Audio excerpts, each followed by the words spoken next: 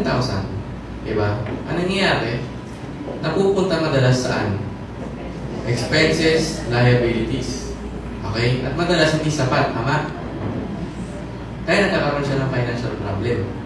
Ang mga Pilipino ang problema, pag wala pera, nag-iisip trabaho. Mayroon na ako naalala, meron akong kaibigan na graduate siya ng isang magandang university. Tapos ayaw niya mag-work. Ang ginawa niya, meron siyang konti na save up na pera. Tapos nagtayo siya ng kikiam fishbowl malapit sa kanila. Yung nanay niya, awang-awa. Sabi, kawawa naman ako, pinag-aaral ko sa titidala ng kikiam. Tinanong ko siya magkano ang sales niya sa kikiam niya everyday. Sabi niya, 3,000 to 4,000 daw. Everyday. Lahat ng kaklase niya, na trabaho, ang sinasahod lang yung 500. Namamasahe pa yun, kumakain, tapos maghapon. Siya nandun lang, di ba? Bye lang sila sa labas ng kikiam niya, kumikita. Kaya maganda nagninegosyo.